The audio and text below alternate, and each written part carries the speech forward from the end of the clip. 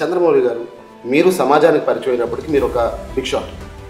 ఎందుకని వ్యాపారంలో ముందుకు వెళ్తున్న సమయంలో ఎందుకని రాజకీయం వైపు టర్న్ తీసుకున్నారు సార్? రాజకీయంగా కాంగ్రెస్ పార్టీ రాజశేఖర రెడ్డి గారు టైంలో నేను యువజన విభాగానికి కూడా పనిచేసి ఉన్నాను. ఎందుకని ఉత్తర నియోజకవర్గం నుంచి బయటకు వచ్చారు సార్? అంటే ఆ రోజున్న పరిస్థితుల్లో క్యాస్ట్ ఈక్వేషన్స్, సీట్ ఈక్వేషన్స్లో జగన్మోహన్ రెడ్డి గారు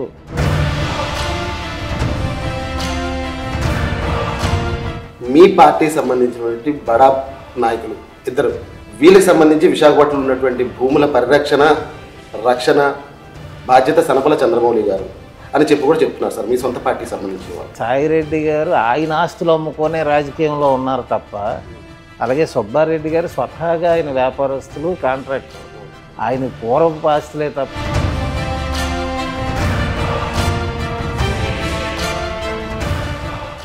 ఏఎంపీఎం ప్రత్యేక కార్యక్రమానికి స్వాగతం. నేను ప్రసాద్ ఊర్వి. ఈరోజు మన అతిథి ప్రముఖ వ్యాపారవేత్త, విఎంఆర్డీఏ చైర్మన్ సనపల చంద్రమౌళి గారు. అసలు ఒక సాధారణ కుటుంబంలో జన్మించినటువంటి సనపల చంద్రమౌళి గారు ఇన్ని కోట్లకు ఏ విధంగా అధిపతిగా ఉన్నారు, అదేవిధంగా విఎంఆర్డీఏ చైర్మన్గా బాధ్యతలు స్వీకరించిన తర్వాత ఆయన ఏ విధంగా ఆ బాధ్యతలను నిర్వర్తిస్తున్న విషయంపై ఈరోజు మనం ఆయన అంతరాంగాన్ని అడిగి తెలుసుకునే ప్రయత్నం చేద్దాం. సార్ నమస్కారం. సార్ నమస్కారం. చాలా రోజుల నుంచి మీ ఇంటర్వ్యూ కోసం ట్రై చేస్తున్నాను సార్. అటుకలకి అయితే కనుక చైర్మన్ పదవి మీ చేతిలోకి వచ్చిన తర్వాత మాట్లాడుతున్నాను. ఏ విధంగా అనిపిస్తుంది సార్ ప్రస్తుతం విఎంఆర్డీఏ అనేటువంటి ఒక పెద్ద సంస్థ? విఎంఆర్డీఏ అంటే నాట్ ఆషమాషి, నాట్, అది చాలా ప్రతిష్టాత్మకమైనటువంటి బాధ్యతలు మీరు ఏ విధంగా నిర్వర్తిస్తున్నారు? సుమారు నెల రోజుల క్రితం మీరు బాధ్యత స్వీకరించారు. ఈ నెల రోజుల్లో ఎటువంటి ప్రణాళికలు సిద్ధం చేసుకుని ముందుకు వెళ్తున్నారు? శ్రీ జగన్మోహన్ రెడ్డి గారు ఆశీస్సులతో ఈరోజు నాకు విఎంఆర్డీఏ చైర్మన్గా అవకాశం వచ్చింది. దాన్ని పేరు ప్రతిష్టలు తేవడానికి మా సాయశక్తుల కృషి చేసి మా ప్రభుత్వానికి మంచి పేరు తేవడానికి నేను అన్ని విధాల సాయశక్తులా పనిచేసి మా ఉడా అభివృద్ధిలో ఎంప్లాయీస్ భాగస్వామ్యం తీసుకొని మేము ఉడా అభివృద్ధికి మంచి ప్రణాళికల్ని సిద్ధం చేసుకొని వాళ్ళతో ఇప్పుడే మేము మీటింగ్లో అవి కండక్ట్ చేస్తున్నాం. ఏంటంటే నెక్స్ట్ ప్రణాళిక చేయాలి, ఇప్పుడు అవుతున్న కార్యక్రమాలు అన్నీ కూడా చర్చల్లో చేసి అన్ని పనులు వేగవంతం చేయడానికి ప్రణాళిక సిద్ధం చేసాం. ప్రస్తుతం విఎంఆర్డీలో ఎన్ని ప్రాజెక్ట్స్ ముందులో అంటే సంసిద్ధంగా ఉన్నాయి సార్? ఇంకా అప్కమింగ్ ప్రాజెక్ట్స్ ఏమైనా మీ దృష్టికి వచ్చినాయి? హౌసింగ్ ప్రాజెక్ట్స్ జగనన్న స్కీమ్స్ ద్వారా అవుతున్నాయి. అలాగే జగనన్న ఎంఐజీ స్కీమ్స్ చేస్తున్నాం. అలాగే టూరిజంకి సంబంధించిన ప్రాజెక్టులు అవుతున్నాయి. కొత్త కొత్త ప్రాజెక్టులు కూడా పరిశీలనలో ఉన్నాయి. విఎంఆర్డీని ఒక మంచి సంస్థగా తీసుకెళ్ళడానికి మేము మంచి ప్రణాళికలు అధికారులతో చర్చించి మంచి ప్రణాళికలు తయారు చేస్తున్నాం. సార్ చాలా వరకు కూడా విఎంఆర్డీఏ ప్రభుత్వ భూములన్నీ కూడా ప్రైవేటు వ్యక్తులకు దారాదత్తం చేసేందుకు విఎంఆర్డీలో ఉన్నటువంటి చైర్మన్ దగ్గర నుంచి అందరూ కూడా విశ్వ ప్రయత్నాలు చేస్తున్నారు. ప్రభుత్వ భూములు కాజేసేందుకు ఇది ఒక పెద్ద కూటమి ఏర్పడిందని చెప్పి ప్రజల్లో ఒక భావన ఉంది సార్. దానికి మీరు ఇచ్చే సమాధానం ఏంటి? అది తప్పండి. ఎందుకంటే విఎంఆర్డీఏ అన్నది ఒక సంస్థ, దానికి ప్రతిదీ ఆడిటింగ్ ఉంటుంది. ప్రతిదీ కూడా మేము ఆక్షన్ పద్ధతిలోనే చేస్తాం తప్పించి ఏది కూడా ప్రజలకి ఎవరికో దారాదత్తం చేసే పరిస్థితులు లేవు. ఎందుకంటే ప్రతిదీ కూడా ఓపెన్ ఆక్షన్ అన్నదే జరుగుతుంది. అంతేగాని పీపీపీ కూడా మేము అందరిని కూడా టెండర్లు పిలిచి బాధ్యతాయుతంగానే చేస్తారు తప్ప ఎటువంటి తప్పిదాలకి అవకాశం లేదు. అంటే చాలా వరకు ఎందుకు సార్, అంటే నిప్పు లేకుండా పొగరాదు అంటారు, కానీ ఈ ఆరోపణలు ఎందుకని ఈరోజు ఇంతలాగా విస్తృతంగా ఏర్పడుతున్నాయి అంటారు? అంటే ఎవరో మిడిల్ మ్యాన్స్ చేస్తున్న ఏదైనా చెడి తప్ప ఉడాలో ఎటువంటి ఇది లేదు. విఎంఆర్డీఏలో అవకాశమే లేదు. ఓకే, ఇప్పుడు అనకాపల్లి, విశాఖపట్నం, అదేవిధంగా విజయనగరం జిల్లాలు చూస్తే కనుక ఇదివరకు విఎంఆర్డీ అంటే కేవలం ఉమ్మడిలో ఇది ఒకటి విశాఖపట్నం జిల్లా, అదేవిధంగా విజయనగరం జిల్లా, కాబట్టి 3 జిల్లాల కింద ఏర్పడిన తర్వాత అంటే మీ ఆలోచనలు కూడా కొంచెం బ్రాడ్గా ఉండాలి. కాబట్టి ఆ ప్రణాళికల ద్వారా పేద ప్రజలకు విఎంఆర్డీ ఏ విధంగా అందుబాటులోకి వస్తుంది సార్?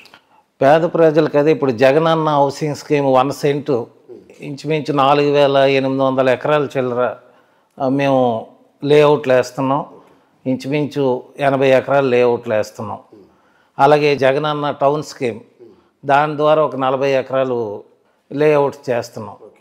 ఇవన్నీ కూడాను ప్రజలకు అందుబాటులో ఉంచడానికే జగనన్న గారి ప్రభుత్వం చేపట్టిన కార్యక్రమాల్లో మేము లేఅవుట్లు విఎంఆర్డిఏ ద్వారా మేము ఆల్రెడీ 90% పూర్తయిపోయి ఉన్నాయి. ఇప్పుడు రోడ్ల స్టేజ్లో ఉన్నాయి, కొన్ని బ్యూటిఫికేషన్ స్టేజ్లో కూడా ఉన్నాయి. పర్యాటకంగా కూడా విఎంఆర్డిఏ చాలా కీలక పాత్ర పోషిస్తూ వస్తుంది.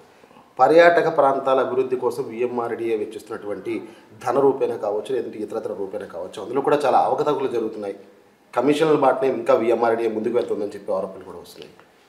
అంత పబ్లిక్ టెండర్లోనే విఎంఆర్డిఏ చేస్తుంది తప్ప కమిషన్ సిస్టమ్ అన్నది లేదు.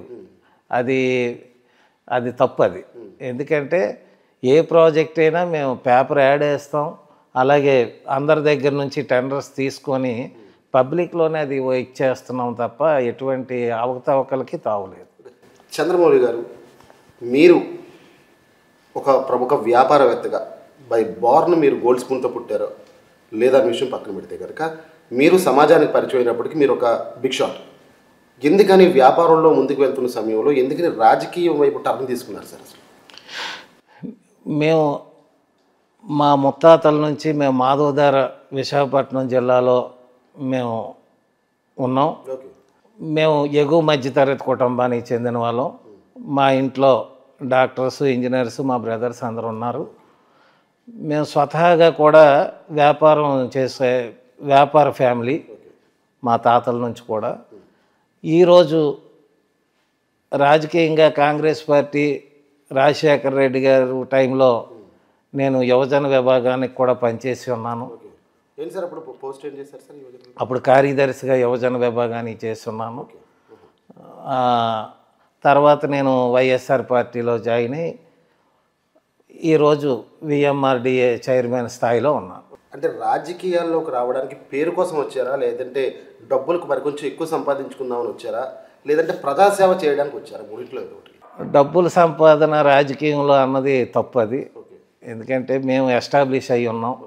సమాజ సేవ చేయాలనే దృక్పథంతో వచ్చి నేను అభయాంజనేయ స్వామి ట్రస్ట్ అని పెట్టి ఉన్నాను. ట్రస్ట్ కూడా ఉంది. దాని ద్వారా మేము ఉద్యోగకు కానీ ప్రతిదీ కూడా చాలా కార్యక్రమాలు చేసి ఉన్నాం. అలాగే గుళ్ళు నిర్మాణం కానీ, స్కూల్స్కి ఏవైనా పరికరాలు ఇవ్వడం కానీ, అన్ని రకాలుగా ఈ సంస్థ ద్వారా ఎంతోమంది ఉపాధ్యాయులకు కానీ, లేకపోతే కార్మికులు, ఉద్యోగస్తులకి మంచి వాళ్ళని ప్రేరేపిస్తూ మంచి ఉత్తమ అవార్డులు కూడా మా సంస్థ ద్వారా ఇవ్వడం జరిగింది. ట్రస్ట్ ద్వారా చేస్తున్నటువంటి అభివృద్ధి కార్యక్రమాలని మరింత విస్తృతం చేయాలంటే రాజకీయంగా ఉంటే ఎక్కువ మందికి అందుబాటులో ఉంటామనే ఉద్దేశంతో వచ్చాం. ఇప్పటి వరకు ఆంధ్ర రాష్ట్ర వ్యాప్తంగా, ఉమ్మడి ఆంధ్ర రాష్ట్రం వ్యాప్తంగా కూడా మనం మాట్లాడుకుంటే, అంటే రాష్ట్ర విభజన జరగకముందు ఉన్నటువంటి రాష్ట్రంలో కూడా ఎప్పుడూ కూడా ఉపాధ్యాయులు ఒక రాజకీయ నాయకుడికి సన్మానం చేశారు అన్నటువంటిది దాఖలాలు ఎక్కడ చాలా తక్కువ కనిపిస్తాయి సార్. మరొక ముఖ్య విషయం, ప్రస్తుత వైఎస్ఆర్ కాంగ్రెస్ పార్టీకి అంటే మీ పార్టీకి సంబంధించి ఉపాధ్యాయులు కాస్త వ్యతిరేకత చూపిస్తున్న నేపథ్యంలో ఇటీవల మీరు బాధ్యతలు స్వీకరించిన సమయంలో రాష్ట్ర వ్యాప్తంగా ఉన్నటువంటి ఉపాధ్యాయ సంఘాలందరూ కూడా వచ్చి మీకు సన్మానం చేసిన పరిస్థితి. దేనికని మీకు ఉపాధ్యాయులతో అంత అటాచ్మెంట్ సార్? ఉపాధ్యాయులు అంటే ఇష్టమా, లేదంటే ఉపాధ్యాయులతో మీకు ఏమైనా లింక్స్ ఏమైనా ఉన్నాయా సార్? అంటే జనరల్గా తల్లిదండ్రుల తర్వాత స్థానం ఉపాధ్యాయ వృత్తిది. మనం ఆ ఉపాధ్యాయుల్ని గౌరవించినప్పుడే మనం పరిపూర్ణం అవ్వగలమన్న ఉద్దేశం నాకు ముందు నుంచి ఉండేది. అలాగే నేను ట్రస్ట్ ద్వారా చాలామంది ఉపాధ్యాయులకి అంటే వాళ్ళ బెస్ట్ అవార్డ్స్ పెద్ద పెద్ద ఆఫీసర్ల చేతుల మీదుగా, జ్యుడిషియరీ ఆఫీసర్ చేతుల మీదుగా అందించడం జరిగింది. వాళ్ళని గుర్తుపెట్టుకొని నేను ప్రతి సంవత్సరం కూడా ఉగాది పురస్కారాలు ఇలాగా మా ట్రస్ట్ ద్వారా చేసి వాళ్ళకి ఇంకేమైనా పర్సనల్గా ఏ పనులు ఉన్నా కూడా ప్రభుత్వ పరంగా చాలా వరకు హెల్ప్ చేసి ఉన్నాం. అలాగే మాకు అందులో ఆ ఏపీటీఎఫ్లో ఉన్న నాయకులందరితో కూడా నాకు చాలా సత్సంబంధాలు ఉండేవి. అందులో స్వర్గీయ సింహాద్రప్పడ్ గారని ఏపీటీఎఫ్ నాయకులు, ఆయన మేము కలిసి తిరిగేవాళ్ళం. అలాగే వాళ్ళందరితో నాకు సంబంధాలు ఉండబట్టి నాకు పదవి రాగానే వాళ్ళు వచ్చి సన్మానం చేశారు తప్ప దాన్ని ఇంకో కోణంలో చూడాల్సిన అవసరం లేదు. అంటే ఇది చాలా రేర్గా జరిగే సందర్భం. ఎందుకంటే వాళ్ళు ఎవరిని కూడా సన్మానించే పరిస్థితి ఉండదు. కానీ వైఎస్ఆర్ కాంగ్రెస్ పార్టీ సంబంధించిన మిమ్మల్ని సన్మానించడం కనుక ఏమైనా అంతర్యం ఉందేమో అని చెప్పి ఒక ప్రజల్లో వచ్చిన భావన, అది అని మీరు వాళ్ళు సొంత అభిమానంతో, నా మీద ఉన్న అభిమానంతో వచ్చారు. కానీ నాకు సన్మాన సభలో కూడా నేను మా ఎంపీ అభ్యర్థి ఝాన్సీ లక్ష్మి గారికి, అలాగే కేకే రాజు గారు మా ఉత్తర నియోజకవర్గం అభ్యర్థికి ఆ రోజు ఉత్తరంలో జరిగింది కాబట్టి ఆ సన్మానం వాళ్ళిద్దరికీ నా తరపున సహకారం చేయండి అని కూడా నేను రిక్వెస్ట్ చేయడం జరిగింది. అది రాజకీయ పరంగా చూసుకుంటే సార్, ఎందుకని మీరు ఉత్తర నియోజకవర్గం వైఎస్ఆర్ కాంగ్రెస్ పార్టీ సమన్వయకర్తగా పనిచేస్తున్న సమయంలో, అంటే ఆ సమయంలో జెండా వైఎస్ఆర్ కాంగ్రెస్ పార్టీ జెండా మీరు భుజస్కంధాల మీద వేసుకుని పార్టీ అభివృద్ధి కోసం అయితే పాటుపడ్డారు, అందరికీ తెలిసిన విషయం. ఎందుకని ఉత్తర నియోజకవర్గం నుంచి బయటకు వచ్చారు సార్? అంటే ఆ రోజున్న పరిస్థితుల్లో క్యాస్ట్ ఈక్వేషన్స్, సీట్ ఈక్వేషన్స్లో జగన్మోహన్ రెడ్డి గారు ఈసారి నీకు ఇవ్వడం అవ్వదు, మనం క్షత్రియ కులానికి ఇవ్వాలనే ఉద్దేశంతో ఆయన అన్నప్పుడు మేము వాళ్ళందరినీ సపోర్ట్ చేసి ఆ వ్యక్తులను తీసుకెళ్ళి మేము దగ్గరుండి చేసే పరిస్థితులే తప్ప మేము ఉత్తర నియోజకవర్గంలో ఈ రోజు కూడా మేము పనిచేస్తున్నాం. ఎందుకు సార్ ఉత్తర నియోజకవర్గం అంటే ఎందుకని మీకు అంత, మీరు పుట్టి పెరిగిన ప్రాంతం ఓకేనే కాదనట్లేదు, కానీ అక్కడ కొంతమంది మీ వెనక గోతులు తీశారనే విషయం కూడా మీకు చాలా బాగా తెలుసు, మీ సొంత పార్టీకి సంబంధించిన వ్యక్తులు. ఇది నిజమా కాదా? వాళ్ళందరూ కావాలని మిమ్మల్ని ఉత్తర నియోజకవర్గం నుంచి మిమ్మల్ని పూర్తిగా బయటకు పంపించేసే ఒక ప్రక్రియ కూడా చేస్తున్నారని చెప్పుకుంటా. అదంతా అబద్ధం అండి. అది నా పుట్టు పెరిగిన ఊరు, నాకు ఉన్న ఎసెట్స్ అన్నీ కూడా అక్కడే ఉన్నాయి. నేను స్వతహాగా ఏంటంటే పార్టీకి కష్టపడి మనిషిని కాబట్టి నేను ఒక సమన్వయకర్త ఇంకొకరికి ఇచ్చాక నేను ఆయన పనిచేయడం నా బాధ్యతగా, అది పార్టీ పరంగా అది మంచిదనే ఉద్దేశంతో నేను ఆయనతోటే పనిచేస్తున్నాను. కేకే రాజు గారి గురించి మీ అభిప్రాయం ఏంటి సార్? సౌమ్యుడు, మంచి వ్యక్తి, తప్పకుండా ఈసారి గెలిచే అవకాశాలు ఎక్కువ ఉన్నాయి. సర్వీస్ మోటో ఉన్న వ్యక్తి. ఓకే, ఒక వ్యాపారవేత్తగా మీరు ప్రారంభించినటువంటి మీ జర్నీ ఈరోజు అపర కోటీశ్వరుడుగా ఈ విధంగా ఎదిగారు. విశాఖపట్నంలో మీ వెనక మీకన్నా అపర కోటీశ్వరుడు అనేటువంటి రియల్టర్స్ మీ వెనక చాలామంది ఉన్నారు. సనపల చంద్రమౌళి కళ్ళు సైగ చేస్తే చాలు ఆ భూములు అన్యాక్రాంతం దిశగా పయనించే వరకు సనపల చంద్రమౌళి పడుకోరు, ఆయన నిద్ర పట్టదు అనేటువంటి భావన ఉంది సార్. అది నిజమా కాదా సార్? అది అబద్ధం. అది అంటే అబద్ధంగా చెప్తారు కానీ నిజమని చాలామంది చెప్తున్నారు సార్. దాని గురించి మేము చిన్నప్పటి నుంచి కూడా కన్స్ట్రక్షన్ యాక్టివిటీలో ఉండేవాళ్ళం. అంటే నా ఎడ్యుకేషన్ తర్వాత సహజంగా నాకు మిత్రులు కన్స్ట్రక్షన్కి సంబంధించి రియల్ ఎస్టేట్ సంబంధించిన వాళ్ళే ఉంటారు కాబట్టి మీరు అనుకోవడంలో నాకు మిత్రులు ఉండడం సహజం. కానీ ఇంతవరకు నేను అన్యాక్రాంతం చేశామని కానీ, లేకపోతే ఎక్కడైనా ఒక సెంటు భూమి నేను ఆక్రమించుకున్నానని కానీ ఎక్కడైనా మీరుంటే నాకు అవి పెట్టండి, నేను తప్పకుండా దానికి ఆన్సర్ చేస్తాను. అలాంటిది ఏదైనా ఉంటే నేను తప్పకుండా దానికి ఆన్సర్ చెప్పే బాధ్యత నాది. మీ పార్టీకి సంబంధించినటువంటి బడా నాయకులు ఇద్దరు, ఒకరు విజయసాయిరెడ్డి గారు, రెండు సుబ్బారెడ్డి గారు. వీళ్ళకి సంబంధించి విశాఖపట్నంలో ఉన్నటువంటి భూముల పరిరక్షణ రక్షణ బాధ్యత సనపల చంద్రమౌళి గారు అని చెప్పి కూడా చెప్తున్నారు సార్, మీ సొంత పార్టీకి సంబంధించిన వాళ్ళు. తప్పండి. అది ఏంటంటే ప్రతిపక్ష పార్టీలు బురద జల్లి కార్యక్రమం తప్ప, ఎందుకంటే విజయసాయిరెడ్డి గారికి ఎక్కడేం ఆస్తులు లేవు, సుబ్బారెడ్డి గారికి ఎక్కడేం ఆస్తులు లేవు, మేము కాపలా కాయడానికి. అవన్నీ అబద్ధం అండి. ప్రతిపక్షాలు అలా చేస్తున్న కుట్రే తప్ప వాళ్ళకంటూ ఎక్కడేం లేవు. ఎందుకంటే అది రాంగ్ కూడా. రెండోది సాయిరెడ్డి గారు ఆయన ఆస్తులు అమ్ముకొనే రాజకీయంలో ఉన్నారు తప్ప ఇంకా ఆయన ఆస్తులు ఇక్కడ ఉండి మేము చూసే పరిస్థితి కాదు. అలాగే సుబ్బారెడ్డి గారు స్వతహాగా ఆయన వ్యాపారస్తులు, కాంట్రాక్టర్. ఆయన పూర్వపు ఆస్తులే తప్ప ఇక్కడ వైజాగ్లో ఏమీ కొనేసేవేం లేవు. అయితే సాయిరెడ్డి గారికి కావచ్చు లేదా సుబ్బారెడ్డి గారికి కావచ్చు విశాఖపట్నంలో ఆస్తులు ఏమీ లేవని చెప్పి సనపల చంద్రమౌళి గారు నిర్ధారిస్తూ చెప్తున్నారు. 100% ఈ పార్టీ అధికారంలోకి వచ్చాక ఎటువంటి ఆస్తులు లేవు. మీ వెనక చాలామంది మీ పేరు చెప్పుకుని, అదేవిధంగా విఎంఆర్డీఏ చైర్మన్ నావాడు అని చెప్పుకుని ఆల్రెడీ మీరు వచ్చిన నెల రోజుల్లోనే కొంతమంది విశాఖ నగరం వ్యాప్తంగా కూడా విస్తరించి ఖాళీగా ఉన్న భూముల మీద కన్నేశారు. ఆ కన్ను కాస్త డ్యాగ్ కన్నుగా మారి ఆక్రమణలకు సిద్ధమైపోతున్నారని చెప్పి కూడా చాలామంది చెప్తున్నారు సార్, మీరేమంటారు సార్? అది తప్పండి. ఎందుకంటే ప్రతిదీ కూడా మా ఉడాలో ఎస్టేట్ వింగ్ అని ఉంటుంది. ప్రతి ల్యాండ్ కూడా వాళ్ళ కంట్రోల్లో ఉంటుంది. ఎక్కడ ప్రొటెక్షన్ కూడా ఏది జరిగినా ఎస్టేట్ వింగ్ డిపార్ట్మెంట్ మొత్తం వెళ్ళి మా సైట్లను పరిరక్షించే క్రమంలోనే ఉంటారు తప్ప ఇలాగే ఎవరో చెప్తే చేసే పరిస్థితి అయితే లేదు. ఏదైనా ఉడాలో ఆస్తులు కావాలంటే ఒక ఆక్షన్ ద్వారా తప్ప ఇంకో విధంగా తీసుకునే పరిస్థితే లేదు. మీకు ఎవరో తప్పుగా చెప్పున్నారు. ఓకే, ఒకవేళ ప్రూఫ్స్ కానీ ఒకవేళ నా దగ్గరికి వస్తే కనుక తప్పకుండా రండి, చర్యలు తీసుకుంటాం.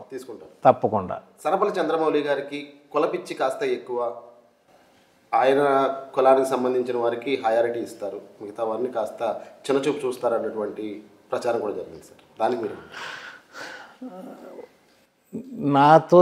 నా చుట్టూ ఉన్న వాళ్ళందరూ కూడా నా కమ్యూనిటీ కన్నా వేరే కమ్యూనిటీ వాళ్ళే ఎక్కువ ఉంటారు.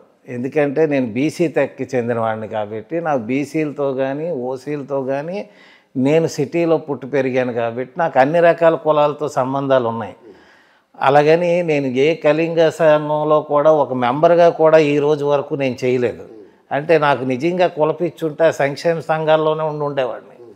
కానీ నాకు అలాగని చెప్పేసి అన్ని కులాలని కూడా నాకు ఫ్రెండ్స్ ఉన్నారు, అన్ని కులాల సంక్షేమానికే నేను ట్రై చేస్తాను తప్ప ఇలాగ ఒక కులానికి ప్రాధాన్యత ఇవ్వడం అన్నది జరగదు సార్. విఎంఆర్డిఏ సీట్ అంటే it's very hot seat sir. ఆ హాట్ సీట్ని తట్టుకునే సత్తా మీకు ఉన్నదని తెలిసి మీకు ఒక 4 రోజుల్లో మీకు ఏమైనా అనిపించేది సార్? లేదంటే కింద నుంచి ఆ హీట్ మీరు తట్టుకోగలుగుతున్నారా? లేదంటే ఏమైనా నిర్ణయం ఏమైనా తీసుకోవడే అవకాశం ఏమైనా కనిపిస్తుంది? సత్తా అన్నది లేకపోవడం అనేది కాదు, మా ప్రభుత్వం నన్ను గుర్తించే ఇక్కడ నియమించింది కాబట్టి సత్తా లేకపోవడం అన్నది కాదు. నేను నాకు సంబంధించి సమర్థత నాకు సంబంధించి ఉడా అయితే నేను సమర్థకంగా చేయగలను. ఎందుకంటే ఆ సబ్జెక్ట్ మీద నాకు పూర్తి అవగాహన ఉంది. యాజ్ ఏ బిల్డర్గా లేకపోతే లోకల్గా నేను ఉన్న స్థానిక పరిస్థితుల దృష్ట్యా నాకు మొత్తం డెవలప్మెంట్ ఐడియా ఉంది కాబట్టి నాకు అది పెద్ద కష్టమేం కాదు. విఎంఆర్డిఏ సంస్థలకు సంబంధించి ఉద్యోగ కొరతకు సంబంధించి మీరు ఫస్ట్ మీ సమావేశంలో కూడా దాని గురించి చర్చించిన విషయం మాకు తెలిసింది సార్. ఏంటి సార్ అసలు ఉద్యోగుల భర్తీ ఏ విధంగా చేద్దాం అనుకుంటున్నారు? అదే ఉద్యోగులు అయితే తక్కువ ఉన్నారు. ఇంతకుముందు పాతదానికి ఇప్పటికీ ఒక 100 మంది ఉద్యోగుల కొరత ఉంది. అది నెక్స్ట్ ప్రభుత్వం రాగానే మేము మళ్ళీ జగన్మోహన్ రెడ్డి గారికి పంపించి దాని మీద ఉద్యోగ కొరతకి సంబంధించి భర్తీ చేయమని అడిగే అవకాశం ఉంది sir. Next government Jaganmohan Reddy గారిది అని చెప్పి మీరు కన్ఫర్మ్ అయిపోయారా సార్? తప్పకుండా. ఏంటి సార్ అంత నమ్మకం ఏంటి సార్ జగన్మోహన్ రెడ్డి గారు? ఆయన చేస్తున్న సంక్షేమ కార్యక్రమాలే ఆయనకి రక్ష. ఓకే, అంటే సంక్షేమం అన్నటువంటి గత ప్రభుత్వాలు కూడా చేసినాయి కదా, ఏంటి వేరే ఇద్దరికి వ్యత్యాసం ఏంటి సార్ అసలు? చంద్రబాబు నాయుడు గారు ఏదైతే మేనిఫెస్టో ఇచ్చారో ఏది కూడా పూర్తిగా చేసే పరిస్థితి లేదు, ఆయన ప్రజలు నమ్మే పరిస్థితి లేదు. అదే జగన్మోహన్ రెడ్డి గారు ఒక మాట ఇచ్చారంటే ఈరోజు ఆయన సభలో కూడా మీ ఇంటికి ఏదైనా నా వల్ల న్యాయం జరిగింది అంటేనే నాకు ఓటేయమని అడిగి సత్తా ఉన్న నాయకుడు జగన్మోహన్ రెడ్డి గారు. అందుకు తప్పకుండా ప్రజలు ఆయన్ని తప్ప వేరే వాళ్ళని వేస్తే అది వాళ్ళకే నష్టం తప్ప జగన్మోహన్ రెడ్డి గారికి కాదు. చంద్రబాబు గారు అసలు పేద ప్రజలకి విఎంఆర్డిఏ ఇప్పటివరకు ఏం చేసింది సార్? మీరు 4 రోజుల్లో మీరు వచ్చిన తర్వాత 4 రోజుల పరిధిలో మీరు గ్రహించింది ఏంటి? మీ దగ్గర ఉన్న డేటా ఏంటి నాకు క్లియర్గా మా కెమెరా గురించి చెప్పండి సార్. గౌరవనీయ ముఖ్యమంత్రి వర్యులు శ్రీ జగన్మోహన్ రెడ్డి గారి ఆదేశాల మేరకు విఎంఆర్డిఏ 4828 ఎకరాల్లో 82 1 సెంట్ లేఅవుట్లు వేయడం జరిగింది. దీనికి 175 కోట్లు ఖర్చు చేయడం జరిగింది ఉడా ద్వారా. పేజ్ 1లో 1215 ఎకరాలు పూర్తి చేసాం. అది కూడా 48 లేఅవుట్లు, ఈ 83లో 48 లేఅవుట్లు పూర్తి స్థాయిలో అభివృద్ధి చేసి ఉన్నాం. అలాగే పేజ్ 3లో 365 కోట్లు వర్క్ అండర్ ప్రోగ్రెస్లో ఉంది. అలాగే జగనన్న ఎంఐజీ టౌన్షిప్ 204 ఎకరాల్లో 1280 ప్లాట్లతోటి అవి కూడా డెవలప్ చేసి లబ్ధిదారులకి ఇవ్వడానికి సిద్ధంగా ఉన్నాయి. ఇవన్నీ కూడా ప్రభుత్వ ఆదేశాల మేరకు పేద ప్రజలకు ఇళ్ల స్థలాలు ఇవ్వాలనే ధ్యేయంతో ఈ 4828 ఎకరాలు మరియు హెచ్ఐజీ హౌసింగు జగనన్న టౌన్షిప్ 204 ఎకరాలు కూడా ఇవ్వడం జరిగింది. అదే ఫైనల్గా సార్ మీ అండర్లో ఉన్నటువంటి విఎంఆర్డిఏ బాధ్యతలు సంతృప్తిగా నిర్వర్తిస్తున్నారు. ఇటు 3 జిల్లాలకు సంబంధించినటువంటి వాటర్లకి మీరు ఇచ్చే సూచన సలహా ఏమన్నా కెమెరా వైపు చూసి చెప్పండి సార్. ఇప్పుడు ఈ రోజు ఉన్న పరిస్థితుల దృష్ట్యా తప్పకుండా అందరూ వైఎస్ఆర్ కాంగ్రెస్ పార్టీకి వేస్తే జగన్మోహన్ రెడ్డి గారు నెక్స్ట్ అభివృద్ధి పదంలో వెళ్ళడానికి ఈరోజు మెడికల్ కాలేజీలు అవనియండి, లేకపోతే పోర్ట్లు అవనియండి, ఇలాగ ఎన్నో కార్యక్రమాలు చేస్తూ ఉన్నారు. అలాగే ఎన్నో ఇండస్ట్రీలు తెచ్చున్నారు. అదేంటంటే ఈరోజు ఉన్న పోర్ట్లు, కొత్త పోర్ట్లు వస్తున్నాయి, కొత్త జెట్టీలు వస్తున్నాయి. అలాగే ప్రైవేట్ మెడికల్ కాలేజీలు, ప్రభుత్వ మెడికల్ కాలేజీలు కొత్తగా వస్తున్నాయి. అలాగే హాస్పిటల్స్ అన్నీ డెవలప్ చేశారు. అలాగే నాడు నేడు ద్వారా అన్ని స్కూల్స్ కూడా డెవలప్ అయ్యి పిల్లలకి మంచి బట్టలు, అలాగే మంచి ఫుడ్డు అన్నీ కూడా ఏర్పాటు చేసి స్కూల్స్ ప్రెమిసెస్ని కూడా అందంగా ప్రైవేట్ స్కూల్ ధీటుగా తయారు చేసిన ఘనత జగన్మోహన్ రెడ్డి గారిది. ఇంత తక్కువ టైంలోని అంటే 5 ఏళ్ళలో 2 ఏళ్ళు కరోనాకి పోయినా 3 ఏళ్ళలో ఇంత ప్రగతి సాధించిన జగన్మోహన్ రెడ్డి గారికి ఓటేస్తారా, లేకపోతే ఓన్లీ బస్సు యాత్రలు, పోలవరం యాత్రలు పెట్టిన చంద్రబాబు నాయుడు గారికి ఓటేస్తారా అన్నది ప్రజలు నిర్ణయించుకోవాల్సిన అవసరం ఉంది. Thank you so much sir. చాలా ఇంపార్టెంట్ టైం, అందులో ఈ రోజు కూడా మీ షెడ్యూల్ మా కోసం ఇంత సమయం కేటాయించారు. Thank you sir. Thank you. ఇది సనపల చంద్రమౌళి గారి అంతరంగం. తాను నమ్ముకున్నటువంటి వ్యక్తులు ఈనాడు కూడా అన్యాయం చేయను, అదేవిధంగా వైఎస్ఆర్ కాంగ్రెస్ పార్టీ తరఫున ఈనాటికి సీఎం జగన్మోహన్ రెడ్డి గారికి రుణపడి ఉంటాను. అదేవిధంగా ఉత్తర నియోజకవర్గం తన కుటుంబం అని చెప్తున్నటువంటి సనపల చంద్రమౌళి గారు భవిష్యత్తులో తన ప్రణాళిక కూడా రాజకీయంలోనే ఉంటుంది. అదేవిధంగా తన వ్యాపార సంస్థల ద్వారా అనేక సేవా కార్యక్రమాలు చేస్తూ మరింత ముందుకు వెళ్తానని చెప్పి మన ఏఎంపీఎం ద్వారా తన అంతరంగాన్ని చెప్పిన పరిస్థితి. కెమెరామ్యాన్ ప్రేమ్తో ప్రసాద్, ఏఎంపీఎం లైవ్ విశాఖపట్నం.